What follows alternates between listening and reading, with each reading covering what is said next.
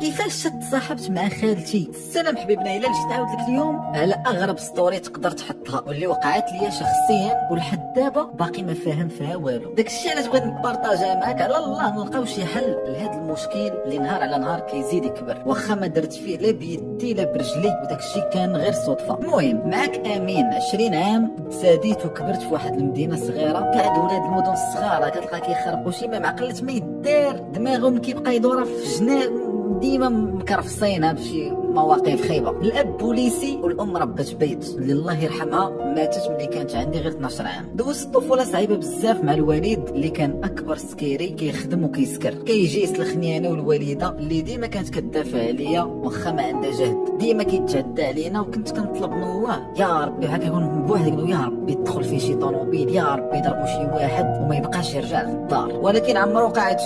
يقدروا يقولوا لي شي ناس راه باباك هذاك وخا يدير اللي دار، خصك تحترمو وتبغيه. كنقول لكم اخوتي انا ما عنديش معاه، وعمرو غيكون عندي معاه. اكبر متسلط وباقي لحد دابا غا هو نقص شويه، ماشي حيت زعما دار عقلو، غير بدا كيعيا. وقبل ما نكملوا نخليكم مع المساند ديال الحلقه ماني كتبات، اللي هي بلاتفورم كتخليك تلعب على الفرق العزاز عليك وغير من تليفون. يعني الا كنتي ديجا كتكوطي تدخل تقدر تربح دي بونوس مزيانين، غير هو ولاد يكون عندك تما 18 عام وعارف اش كدير. لا انا كيخدموا غير في المغرب. وما تنساش تخدم الكود ديالي اللي هو إناس واحد اللي كيخليك تربح حتى 1300 درهم. اللي انا غتلقاهم حتى فيما في الديسكريبشن ولا في الكومونتير الاول. رجعوا للستوري. يعني زيد تفصل بزاف الطفوله اللي حقدتني عليه، راه ما غنسكتش، غنبقى داوي وانا ما جايش انا عند بسي. غير باش نعطيكم فكره، مسكينه الوالده الله يرحمها ملي كانت كتبقى تدافع عليا وتكالي عليا من راسها، كتقول لي انت ولدي غير صبر، راه تكبر وتخدم ونمشي انا وياك من هنا. يعني هي براسها كانت غا صابره في وجهي. هاد البلان ديال الصبر على الولاد راه تا هو مابقاش كيدخل ليا لراسي. علاش انا غادي نصبر على قبل الولاد تا هما غير كيضروا مساكن وكيطلعوا عامرين عقد نفسيه؟ المهم الله يدير لي فيها الخير وصافي. المهم اخويا الا نرجع نكمل الستوري ديالي، نعاودك على واحد النهار فاش كانت عندي 13 عام. كنهضروا على واحد البيريود باقي ما كملش حتى عام على فين توفات الوالده، تقريبا شي 9 شهور. دخل الوالد للدار، سمعت دور الساروت في الباب،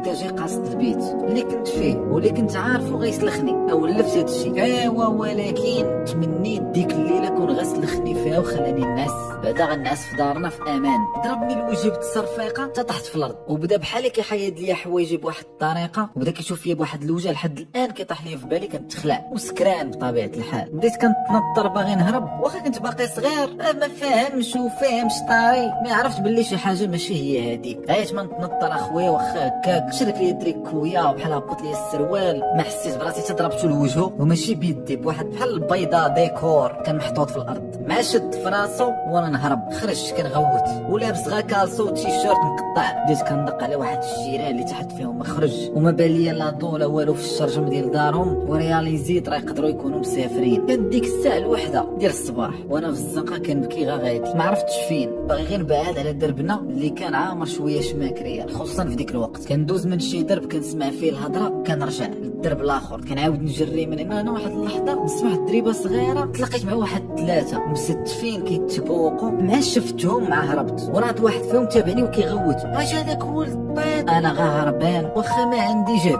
تلقيت راسي في جيت واحد الخلاخاوي، تكيت فيه كنتنخصص، وتفكرت عاوتاني الوالده اللي كانت هازه عليا بزاف ديال الحوايج، وقلت مع راسي فين غنمشي. العائله ديال الوالده كانت في تطوان بعيده بزاف، والعائله ديال الوالد كاملين في حاله. اخويا هلال ما يشدوك حتى ساعه. هاد الوقيته وانا عندي 13 عام عرفت باللي الا ما كانش عندك بلاصه فين تنعس وبنادم يكون قريب لك فحال امك، فراه ما عندك والو في الدنيا. داكشي علاش اللي عنده دارهم ولا اللي عنده امو راه هادي من احسن النعم، والشي الاخر راه يجي ان شاء الله مع الوقت. ديك الليله دوزتها غير فايق كامله، كنسمع شي صوت كيتزير عليا قلبي، كنقول الموت هادي. في واحد اللحظه لقيت واحد القرعه ديال الشراب حدايا، حيت داك القنت كيجيو لي كاع السكيريه في ديك المنطقه باش زعما حتى واحد ما يشوفهم يسكروا. شديتها هرستها وخديت الجهه الفوقانيه خليتها في يدي ومزير عليها، شي جا شي حد بغى يضربني ولا يتعدى عليا ندافع على راسي، نقتلو ولا فاش ما جات. بقيت هكا تطلع الصباح، عاد مشيت لحدا الدار وما بغيتش ندخل، اصلا كان باقي فيا الخوف وما بقيت كنعرف تندوي وما قادرش نشوف الوالد. وانا واقف تما شافتني واحد جارتنا بعيده شويه ولكن كتعرفني. الدرب اللي حنا كنا فيه باش تعرفوا كان يلاه كيتبنى فيه الديور شويه بعاد على بعضياتهم. عيطات ليا دوات معايا، قالت لي مالك هكا فين هما حوايجك، وانا كنشوف فيها وما عرفتش مالي، ما قديتش بديتش ندوي واخا باغي نتفرقع، وهي مع ظريفه مسكينه طلعتني لدارها، قلت لي دخل دوج عطاتني واحد السيرفات ديال ولدها وانا كنقفقف. جارتنا حسات بحال كاينه شي حاجه ماشي هي هادي، وهي اصلا عارفه الوالد راه كيسلخني ويسحب لها غير سلخني داك الصباح وصافي. اخبارنا معروفه تما، راك عارف ملي كتكون في الدرب كتعرف راه فلان كيجي سكيري وكيعرفوه اصلا ما كيقدروش يدويو معاه. المهم فكانت شكات حتى التيشيرت مقطع، قالت وقيله في الصباح بغا يتضارب معاه وخرج الدري بلا ما يلبس.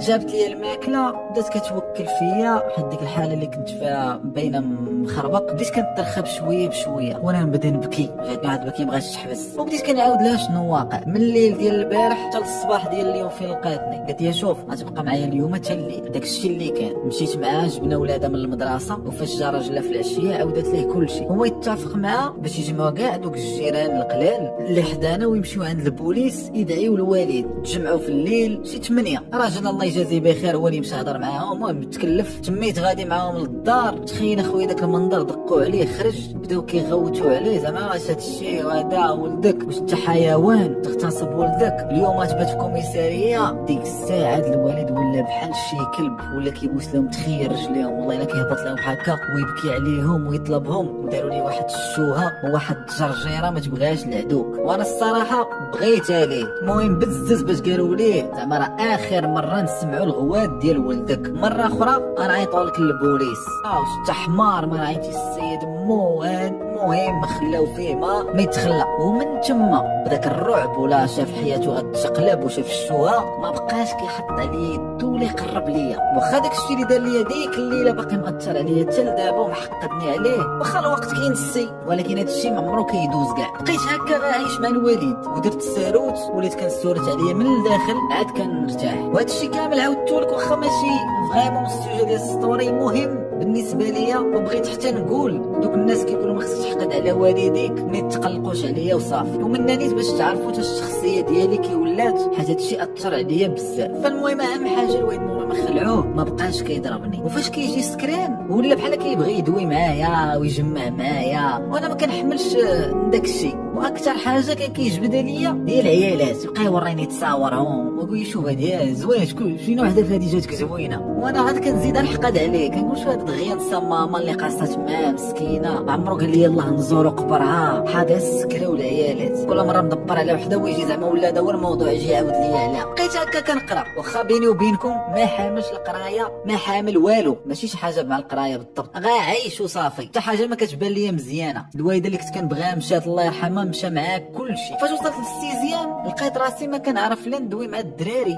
لا مع الدريات، مخلوع بوحدي، وتا القرايه ناقص فيها بزاف، كنسهر كنحفظها باش نجيب 12. الوالد ما عنده سوق في هادشي باش تفهموا، نجيب حتى واحد ولا ما ننجحش، كنت داير غير بالنصيحه الوالده اللي كانت كتقول لي ديما صبر وقرا ولدي باش تخدم وتهزني ونخرجوا من هذا القهره. فباغي نحقق لها الحلم واخا هي ما كايناش، واخا نعرف نهز راسي ونلقى باش نصدق عليها. انا في داك السيزيام كانت كتبان لي واحد البنت في الليسي، راك عارف كاملين بدا كينوضنا صغيبات في البيضه، كاملين كنتهروا شويه، فكنشوفها كتعجبني، ما كنقدر ندير والو اصلا، عمرني تصاحبت وما عندي حتى شي خبره في هذا المجال، كنشوف بعينيا وتا هي بحالي كتشوف بعينيها، حتى واحد ناشط فيه وضحكات يعني باينه بالجيسي، حتى انا بديت كنضحك، ولكن شدتني الرعده بحال تخلعت ما عرفت من ندير، وزدت ومشيت في حالاتي، دخلت لقسمي. وديك الليله ويلي بقيت غير كنفكر في ديك الضحكه، وقلت المره الجايه غنشوفها غنبتسم لها حتى انا، واصلا انا هو الرجل خصني ندير المبادره، ومادام السيده ضحكات معايا راه باينه عجبها صافي خصنا نزعمو. هي هذيك موجد الضحكه فهمتي ترينيت عليها في المرايه ما كاينش موجود في السيسره. ايوا عاوتاني جات الوقت بحال التساطح، تلاقينا ابتسمت ليها هي ابتسمات، ومن وراها درت اعظم خطوه واخا كنت مخلوع، مشيت عندها سلمت عليها وسولتها فاش كتقرا، حتى هي جاوباتني وقالت لي انت فاش كتقرا، وبقينا بدوك الاسئله بسيطه ما فهمتي الفايب جميل ما خلاتناش ندوي فهمتي، حتى هي كتعرف تدوي ما حساتنيش باحراج، كانت بحال كتستنى امتى انا نجي ندوي معاها موجوده. كانت كتقرا في الباك سميتها سلمى وكبر مني بعام، واخا كبر مني ما كانش زعما هادشي شي مشكل كبير، فسالينا الهضره تبادلنا الانستغرامات وكل واحد مشى في سبيله، بقينا كندوي في انستغرام، وفي الليسا عاوتاني الاستراحه كان عندنا شي سويعه كنجلسوا في الجرده ونبقاو داويين. تطورات علاقتنا ولينا كنبغيو بعضياتنا وعمر كاين بيناتنا شي مشكل ولقينا راسنا كنتفاهموا بزاف د الحوايج. انا كنحشم وهي كذلك، انا مثاليه الوالده وتا هي بحالي، يعني كتفهمني وكنفهمها حتى في هاد الصايد هذا. وكنا اول مره بجوج تصاحبنا، حتى واحد ما عندوش اكسبيريونس على الاخر، بحال تقول سبحان الله حسينا ببعضياتنا بلا ما نتشافوا عرفنا راسنا غنتفاهم. واحد الحاجه راه باش تصاحبنا راه ما كنا كندير والو، راه بوسات داكشي خفيف، وكنا موعدين بعضياتنا نبقاو بجوج ونقادوا المستقبل ونتزوجوا، واخا نتصبروا حتى 10 سنين المهم في الاخر نتزوجوا. ودابا راه 3 سنين وحنا مع بعضياتنا بخير وعلى خير، وبصح ما تفارقنا وكتبغيني وكنبغيها، هو بحال عندنا واحد الحنان ناقص لاقينوه في بعضياتنا. المهم واحد النهار فاش طلعت للباك وسلمى داك الوقت عندها العام الاول في لافاك، الوالده سيدي بغا يتزوج وانا كنحقدني ملي كيقول لي هاد الهضره، واخا راه من حقو اخويا ولكن ما عرفتش علاش. شوف امك كتفكر ما يعجبكش الحال، وموتها اثر فيا مخربقني، راه ما كتفكرش عادي. كل مره كان كيقول لي ما بقاوش العيالات كلشي خارج للطريق، بغينا بما نتزوجوا والله ما لقينا، وديما معصب وكيعاود لي هذا الموال. كيف ما قلت لكم حتى واحد العشيه جا فرحان وناش قال لي وجد راسك غدا نمشيو نخطبوا ليا. ويلي ديك الساعه صحابي كيضحك فيه ولد التمرقين شويه ويصون على واحد عمتي قريبه واللي حتى هي ما عنديش معاها، قال لها راه غدا جي باغي نمشيو نخطبوا ليا وهذا صافي تاكدت راه هادشي معقول وما فيش الضحك. ايوا سير هذاك الشيء اللي كان الغد الليل لبسنا حوايجنا، غافلني ما عندي حتى حاجه مقاده، ما عرفتش هاد الخطبه اللي كتجي في الليل. سنين عمتي تا جات تقدينا الورد والسكر وقصدنا الدار، دخلنا رحبوا بينا صراحه بزاف اكثر من القياس، كان با وخوا في الصالون، جلسنا حطينا داك السكر وداك الشيء اللي جبنا، بقاو داويين مع الوالد وانا غاز التليفون ديالي ما مديهاش في داك باش كيهضروا، داوي انا مع سلمى صافي داوي معاه وتقول لي راه بابا ما كاينش، راه حتى واحد ما كاين في الدار، نقد نخرج اللي بغيتي نشوفك. وباش تفهموا هادشي ما كيطراش ديما، كطرا مره وكنحاولوا نستغلوها. الواعرين دابا انا حتى واحد ما كاين في الدار، ولكن انا معروض معاهم زعما داكشي ديال الوالد. اش ندير ما ندير؟ قلت لها عرفتي شنو، جي عندي للدار اول مره غنديروها، انا ما كنقدش نجيبها لبزاف الاسباب وهي ما تقدش بزاف الاسباب، واحد من الاسباب ديالي والوالد كمان ما كتعرفوش يقدر يبان. المهم الحظيره دابا هو ما قلت هو جالس هنا، كيفاش ندير ما ندير؟ خليتهم داوين كنفكركم ان السيده اللي خاطبه راه حتى هي قريبه، راه مدينه صغيره وقريبه في الحي اللي سلمى قالت لي ماشي مشكل نقدر نجي. دابا بقى لي انا البلاني، قلت غادي نعطيهم صوابهم نزيد واحد شويه، والخطه الجهنميه اللي جاتني هي راه هكا. تفكرت شي حاجه ديال القرايه مهمه خصني نمشي نديرها، زعما نقول للوالد تسمع ولا بدا، واصلا بحال كاين بحال ما كاينش تما، وعادي نوض حيت راه ما بلاش انا اصلا ما حاملش نكون نخطب للوالد وامي. المهم من هكا داكشي اللي درت، زدت شويه نعمل ليه اصلا في الجنب، قلت للوالد شوف راه خصني ولا بدا مشى، قال لي بازار باغي ندوزو مع الناس، قلت لا انت شوف بقى جالس انا غنمشي صافي. نتبعد نطلقوا في الدار كي راه ولا صافي، انا الدري راه خرجت لي شي حاجه في قرايه السلام الله يعاون كان هنا نقدر اصلا نمشي على رجلي، وكاين داكشي طويل شديت احسن طويكسي حطنا قريب للدار. سلمى ديجا قلت لها دوزي وهي تجي عندي، كانت هذه اول مره غنبقى غير انا وياه في الراس وفي بلاصه زعما بيني وبينها، عادي كنهضروا واخدين راحتنا اكثر من القياس. ايوا المهم داكشي كيدير زي ودريه في الاخر اللي طرا هو نعسنا ما مولفينش، حتى كنفيق باش بصداع الوالد جاي للدار هو واختو، جا دق في الباب عرفني كاين بات مع البيت مسدود، اجاب الله بعدا هادي كنت مساده. سلمى راه ماشي ولات صفراء نايضين الرعب، واش هاد الشيء حل لك تعال انا جاي اصبر حل عمتك باغا تسلم عليك. الحاجه اللي طاحت في ديك الزربه هو لبسات حوايجها كاملين، خشيتها في واحد القنت وحطيتها على مانطا وخرج زعما حليت الباب. الوالد واش بحكم سكيري ومدوز ما بحال عرف شي حاجه مع حليت الباب خرج هو بحال عينيه في البيت. مالك علاش كنتي الساعه والبيت ماشي شي بيت مأتات اللي زعما الدريه غتبان مخبيه بلا، ترى كنقول لك قنيته ليه على مانطا باين شي حاجه في الشكل. الوالد هو يشوفها عرفتي ملي شفتو غادي ديك الجهه قلت له شنو ما مشى حيد لقى الدريه هو يجي من بعد سنين ما كليتش العصا كليت السلخ هذاك النار. شنو هو تجيب لي انا عيالات في داري، انا داري وما كنجيبهمش وانت هو الطيطيره وليت انا دابا اللي انا اللي مزيان وانت اللي عرفتي تقول كان صابر عليا. عرفتي تخيل عرفتي داكشي طرا شحال هادي اللي عاودت لكم راه هادشي بحال تخيل بحال حقد ودابا خرج ما عرفت كيف دابا فهمتي داك الاحترام هادي بحال جيت ضربتو في الزيرو ولقى منين يشدني. والواعره هي مشى جي الدريه بلاتي ما عندك دارك شنو بغيتي اللي حيد لك حبوب بدا كيقيس فيها شي بلايص باغي تشغل شنو هادشي اللي باغا. انا في ديك اللحظه ما شعرتش، جيت دفعتو دفعه ديال بجادي زعما، حيت كنشوف الدري اشني صاحب بحال كيقيس كيستغل في الوضعيه، ولا عملتي حتى هي باغا تفك معاه، ما درت لي واحد الدفعه مزعزعه. ديك الساعه انا راه كبير شويه ماشي يا ماد الصغر، مع هو يعطيني بكروشي، ما زعما ماشي ضربه ديال لا ضربه ديال واحد دالك رزقك وعرف راسو خربقه، حيت مع ضرب مع قنين فاض شويه بالدم. جريت بعدا ديك اللحظه كنشوف غير الدريه تخرج، خرجتها كالسيري، زادت المهميه هبطات باش تاخذ طاكسي من الشارع. رجعت انا للدار تقربلات عمتي مدخله روينه. باش ما نزيدش نطول عليكم، انا والوالد ما بقيناش عاوتاني هو هذاك من داك النهار، وبدا كيتزعم عليا عاوتاني، يعني عرفت بان الخبط ديالو باقي هو هادشي. كنرجع علاش في الاول ديال الستوري قلت لكم باقي ما كنحملوش لدابا، كون ما طراش هادشي بقى غداك الوسط نقدر نكون مدوزو. انسان غلط لا، عرفت بانه ما مزيانش من الداخل، حيت كان واقيلا ساكت هاد الاعوام بصح ماشي حاجه ما فريمون، غير حيت داك النهار الجيران خلعوه وقال صافي ها غنمشي. فيعني السيد عرف بان ما يقدرش يغلط، ما عندها حتى علاقه بهو كيولى ولا كيداير. داك النهار باش حسيت نقول لكم الصراحه كل كيفاش كنت تكرفس هذيك البنت اللي جايه معايا، خبيت ما بغيتش نبدا نخسر الهضره. وانا ملي شفت انا هادشي وعرفتو على حقيقته في داك النهار زدت حقدت.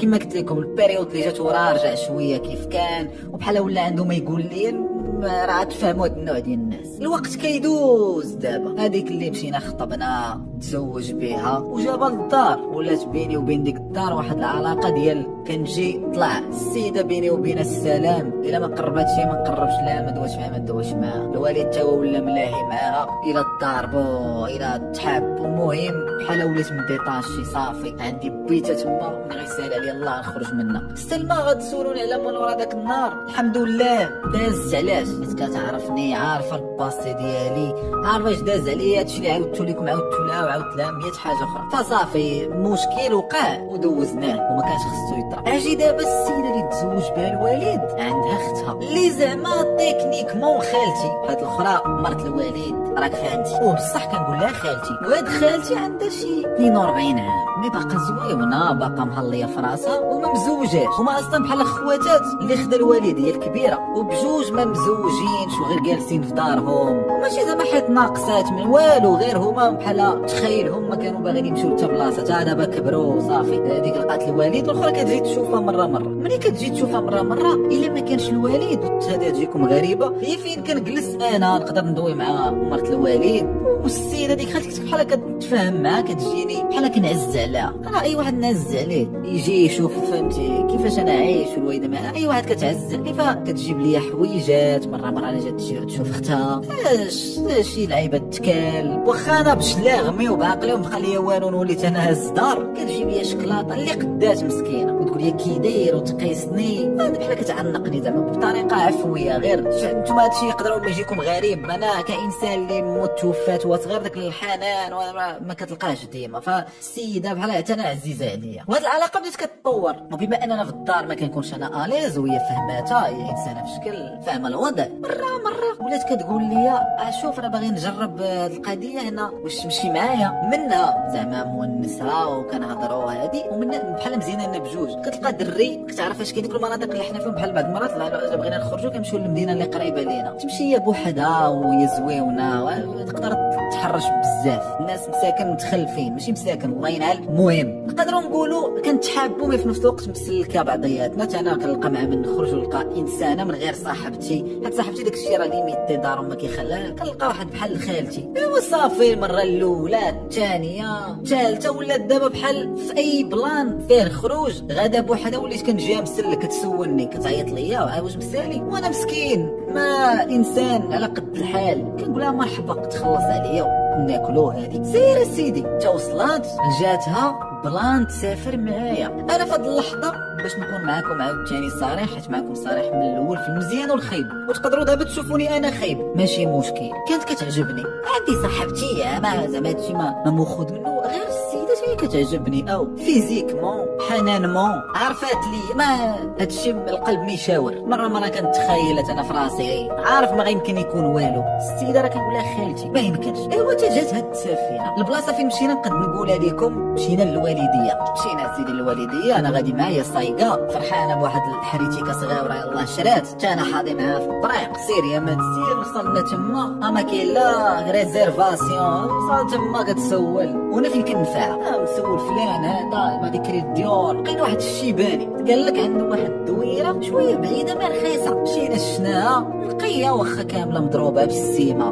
ولكن نقيه الثمن مزيان على الله عفط. كنا معولين نديرو 3 ايام بحال واحد الويكاند مجبد خدات نهار الجمعه من الخدمه. وبلا ما نحتاج نشرح لكم راه حتى واحد ما غيقول لينا شي راه باينه السيده كبيره بحال انا وولدها ولا خالتي نيت. كاين داكشي ديالها حكاجي واش نتوما مصاحب ما يمكنش. حتى من الدار اللي خدينا واخا فيها غير بيت واحد راس انا غنعس في الصالون كاينين سديدرات وهي تاخذ البيت تمرح. اصلا انا محشر معاه قادينا الامور السيد خلانا السويرتات ومشى اصلا ما كيسكنش بعيد هذيك بحال دارو الثانيه الله بنا كيكري فيها. حطينا حوايجنا ومسائلنا خرجنا ضربنا بواحد التبحيره خفيفه ديال الاخر ديال النهار كلينا في واحد القهيوه تما شوايه لي زويتخ راك عارف الوالديه تما الخلاه ظلام الحال نطلعوا اصلا راسها ما كيبقى ما يدا كتولي تما تنعس مع الليل لا نصدقوا تالفين على الدار في ديك البلايص. ولكن راه باقي الحال ماشي الوقت اللي مولفين كنعسوا فيه. فدخلنا كل واحد شد تليفونو تفرجنا شويه انا كنهضر مع سلمى مره وصل وقت الناس.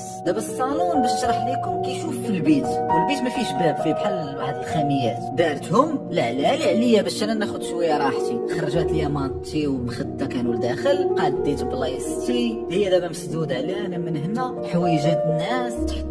وبلا ما نعاود لكم هذوك عرفتي واحد النوع ديال السدادر كيكونوا في الديور ديال الكرا اللي حدا البحر ما كتعرفهم واش عمرهم تصبنوا واش سدادر واش حجر وفيهم واحد الزواقه بالموف ومره دايره اكس بخير باش ما يبانش له مخربق. فبطبيعه الحال الناس ما جاينيش بكري شاده التليفون مركبو في الشارج خربق يا ما كتخربق هي كنسمع فيها كتقلب تما ما كتعاوش ناس واش حتى شي جوج الصرف كنسمع شي واحد نايض من البيت. ها هي خرجات كتلقاني شاد التليفون قلت لي انت باقي ما نعستيش قلت لها لا باقي ما جانيش الناس قلت لها راه انا باقي ما نعست قلت لها راه سمعتك قبيل صحابني زعما قلت لها لا انا باقي ما بدلنا البلاصه هذه في هذه اللحظه ديجا خارجه بواحد اللبسه اللي في العادي ما تلبسهاش قدامي كلشي كيبان. ولكن عاوتاني دايزه مشات السيدي للطواليت رجعت من الطواليت قالت لي والله حاولت نعس غدا وثاني نفيق وهذا دخلات وراه بشي 5 دقائق قالت لي امين شويه باللي امين نعم باقي فايق راه باقي ياك ما مرتاحش تما لا صافا قلت لي شو اجي بعدا على الاقل انا راه الناموسيه هذاك السداري بالي مكرفص وضيق قلت لها لا صافي ملي قلت لها صافي اجي راني بحال اختك الكبيره صافي راه خالتك انا قلت لها لا بلاش راه والله راه مرتاح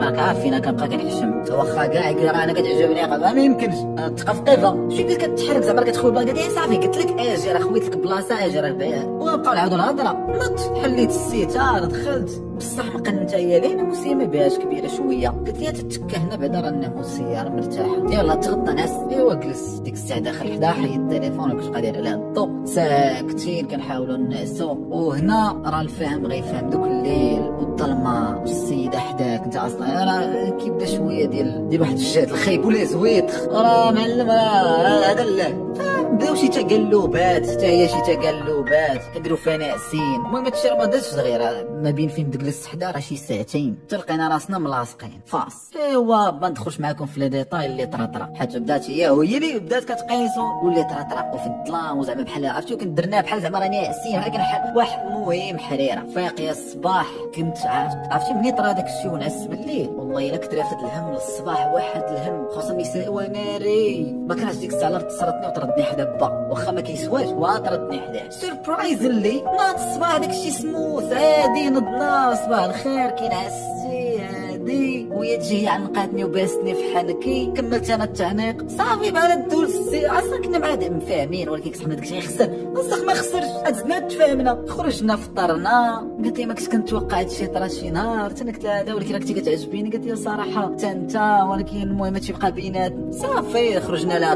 طاي ودوزنا ديك 3 ايام يا سلام ما كاينه لي زويد طلعنا زعما بالعربي رجعنا في حالنا. السيده عارفاني مصاحب ما كداش داك تخربيق عارفه راه ماشي غادي نتزوج انا علاقه بعقلها انا الله يرضي عليكم عارفين شطاري عادي رجعنا ولكن ولات عندنا هاد القضيه. ففين وليت دابا عندي صاحبتي اللي باقي كنبغي، باقي ما عنديش معاه مشكل، وعندي حتى خالتي اللي كنبغي وعزيزه عليا وكنتفاهموا وكنهضروا، ومن غير ديك التسافيره عاودنا سافرنا 2 مرات اخرين. وعلاقتنا هكا، هي خدامه عندها دار، ماشي كنظن كاين لا تلاقيا الا تشوفنا مره بجوج سيمانات، الا جاتني تشوف اختها، الا جات شي خريجه. انا كنخرج مع صاحبتي في الوقت اللي كنقد فيه، وكما قلت لكم الا جات شي تسافير بحال ولا شي ويكاند خفيف، خصوصا مع ولات عندنا الطوموبيل مابقيناش كنعكزوا بزاف على هادشي. ايوا خوتي انا مع راسي كنقول هادشي بحال ما مخسر ليا وما عرفتش ما نفكر فيه، ما مخسر ليا والو في حياتي، كلشي هو هكا. وواحد عاوتاني راه صاحبي كيقول لي مزيانه في داك ما كرهتش هذاك الشيء اللي دار ليا، عرفتي مصعب لي بخت مرتو اش غيدير كاع، شويه ديال الانتقام عندي في راسي. وواحد الراس عاوتاني كيقول لي هادشي راه ما خصوش يكون، عندك الدريه اللي بحال انا وسلمى راه مكونفيرمين، الزواج جاي غير كنتسناو نوقفوا على رجلينا. وما قلتش لكم خالتي دبرات ليا في واحد الخديمه كنت كندبر فيها في واحد المصاريف صغير من عند واحد كتعرفو، يعني هي براسها كتحاول تعاوني في الحياه وباقي عزيزه عليها وباقي كنبقى فيها وداك الشيء كامل. فباش انا نوض وندير لها شي حاجه خايبه راه ما كاينش لاش وما جاتش، وباش نحبس هذا الشيء كيجيني بحال غنحبس ديك العلاقه كامله. وكما قلت لكم تقبلوا نعاود نقولها لكم حتى باش نجيكم من الاخر ما كنشوفش علاش. فالسؤال ديالي لكم قولوا لي عافاكم شنو ندير؟ واش هذا الشيء اللي كيقول لي راسي صحيح والحياه غادا هكا وما كاينش لاش نقربوا ليها، ولا خصني نجمع راسي وراني كندير شي حاجه غلطه؟ وفي كاع الاحوال انا فرحان دابا في حياتي اكثر من قبل بالحضور ديال هاد السيده، كنحس بواحد السند، كنحس بواحد السيده نقدر نوقف عليها الا احتاجيت شي حاجه كتعاونني، شي حوايج اللي ما كاينينش في صاحبتي، حيت هذه مهمه باش تفهموا علاقتنا، ماشي تخلطوا صحابوني مصاعب معاه بهذاك الشيء ديال الحب والغرام، هادشي شويه كبر، هذاك الشيء طراو مهم. هاد البروج بلي بحال كيبرق في راسو باغينا بصح باغينا بزاف نتفقوا معاه، نقول هادشي اللي كدير راه مزيان، قولي فيه الخير خويا راه حتى حنا راه انا بعدا ما عرفتش انا براسي ما عارف ما نقول لك، راه فهمتك فين انت محطوط وما نخليو الناس هما اللي يقولوا. انا الحاجه اللي نقدر نقول لك هو بقيتي فيا من القصه ديالك ديال الطفوله، ونتمنى ان شاء الله الحياه تعوضك. وخا البروس راه ديجا معوضك سعدات علينا، نتمنى تعوضك اكثر واكثر، الله يسهل عليك انت وديك الدريريه حتى هي مسكينه يتيمه من ما بحالك. وهذا ما كان بوغوصه عز عليكم الشان، بارطاجيو الفيديو مع صحابكم يشوفوا هذا العجب الغريب ويتعلموا من اخطاء الناس. وإلا كنتي فان قديم ديال الشان وبغيتي ستيل القديم بلا فلتر بلا والو، راه كاين الممبرشيب تقدر تجوينها لتحت في اللينك هو الاول في الديسكريبشن، كنحط ستوريات بودكاستات وكل شيء ما كاين غير الشير جيبها فم وقول، سينو غير البارطاج ديالك راه ديجا بزاف. كنبوسك ونشوفك في الفيديو الجاي.